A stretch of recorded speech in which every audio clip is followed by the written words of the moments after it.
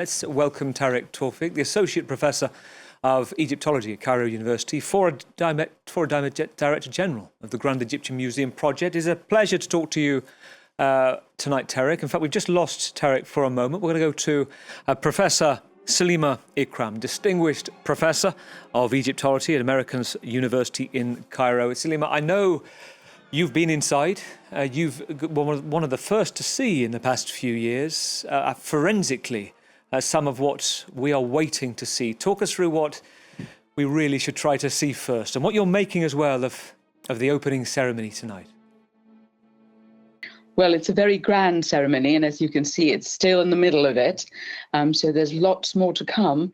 I think Ramses II would have been delighted. He too was very keen on spectacle. So there's a big tradition in Egypt for that. The museum, as you have seen, is enormous, and it is packed full of artifacts from all periods of Egyptian history. And of course, one of the crowning glories is the Tutankhamun collection, which is going to be shown in its entirety for the first time, because since it left the tomb, it has never been all together. So this is going to be a remarkable way of understanding what a royal burial should be like, and sort of getting it all from nuts and bolts, and also looking at things that are very banal, like the fruit that he was eating or wanted to eat in the afterlife. And then also, of course, the sublime things, beautiful thrones, his coffins, and so forth. So you really get a sense of both the daily life as well as the religious life and the ideals of kingship in the Tutankhamun expose. I've seen previous footage of you getting a look inside, Salima. You are like a child in there, breathtaking by some of the finds that you've seen. Talk us through what the visceral sense you have when you go in, and the fact that you've touched some of these artifacts. Well, I have been very, very lucky, because I have, with my colleague Andre Weltmeier, worked on some of the material while it was in the gem conservation labs. And so we have had the chance to actually look at Tutankhamun's sticks and staves, some of his weapons, his food, all sorts of things. And it's really fantastic, obviously, to be able to be one-on-one, to interact and to carry out research on something that one has loved since one was 9 years old. So it is very exciting. And I think for visitors also, the Grand Egyptian Museum is going to be an extraordinary experience, because it is such a massive, massive place, and it is filled with such beautiful objects. And I think the lighting is better than it was in the old museum, and you can see much more. And there are things that have never been on display, that have been in storage and storage magazines throughout Egypt, as well as in the basement of the Cairo Museum. So it is really quite a phenomenal kind of thing.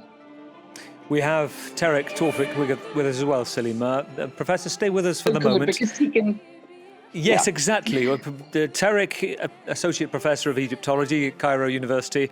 We've lost Tarek again. I think Tarek is amongst the crowd tonight. That is one of our ambitions, maybe to solve the riddle of whether or not one of the coffins is Tutankhamun's, indeed, or whether it is that we can get hold of Tarek Tawfiq tonight. But we can go to Nouria, our correspondent, at the same time in Cairo, watching events. What a spectacle tonight.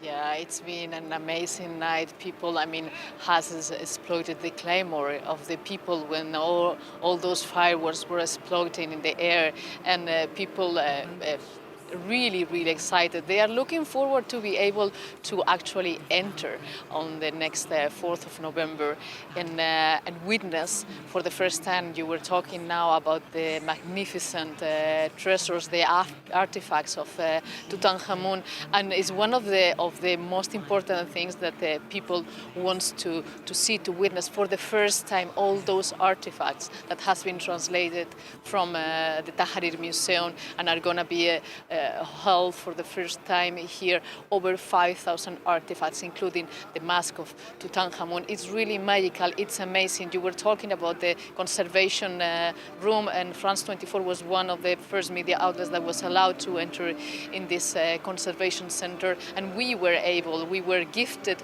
enough to be able to see some of those artifacts that were being restored at the time.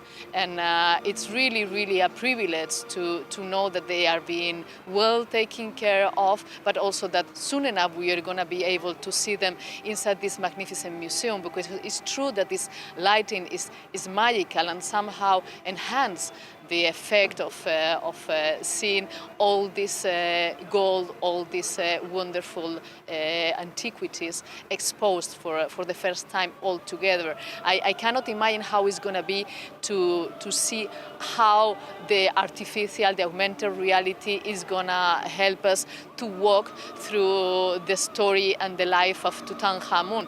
The Egyptians are saying that it's going to be very important to the extent that we are going to be able to connect emotionally. But I don't think it's necessary even to rely on augmented reality to feel this emotion, this move that we are all moved with when we are able to see those important artifacts, this mask, these coffins that are being preserved during centuries for us. So I think that it's going to be something really important. Nuria, we're going to nimbly guide through the ceremony itself so you can see and hear the events going on, plus speaking to our distinguished guests at the same time so you can understand the importance of tonight. There will be a denouement we're expecting to see in the sky at some point, the death mask, the exquisite image of Tutankhamun's death mask. And Professor Salima Ikram, I know that this is something that strikes you. The fact that you've spoke about in the past is an icon, an exquisite, elegant beauty in itself. Indeed, the mask is something that is very compelling. And it is because, of course, it's so sculptural. You feel that you're really looking at his face. And I think that what Nuria said, one can, because these objects are real objects, and they are several thousand years old, I think to see them firsthand is really the moment where you feel a deep emotion and a sense of connection with the past. I don't think you really need any virtual augmentation of any sort to really understand things about them. But obviously both things work, as many museums believe today. In addition to the Tutankhamun material, though, there's so much other stuff that's in there that hasn't been on display or has not been properly accessible. And there's some gorgeous Old Kingdom tomb paintings where you can see people going about their daily life. They're fishing, they're fowling, they're cooking, they're sort of herding their animals. So it's very much a sense of having an insight into ancient Egypt and the lives of commoners as well as kings. Was there an issue, Salima, and tell me about it, because one thing that strikes me is when it comes to the things that haven't been seen, a lot of people will be thinking, and perhaps asking tonight and emailing, texting, where they've been, the fact that they haven't been seen for years, where have they been stored? Some of them for a long time were stored in a tomb in Luxor, then they were in a storage magazine in Luxor, then they were also some things in a special storeroom in the Egyptian Museum because there just simply wasn't enough space to show everything. And then also people thought, well, does everyone want to see all the dom fruit, or, you know, the 500 plus dom palm nuts, or some of the meat boxes, which of course I'm very interested in.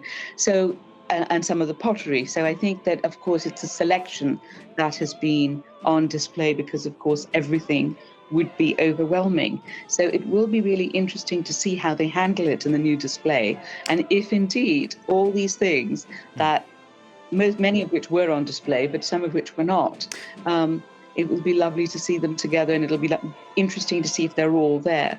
So you can see that there's the cow head with beautiful gilded horns, which they just showed. And that, in fact, was in the Luxor Museum for a long time. So you can see that the scattered artifacts have now come together.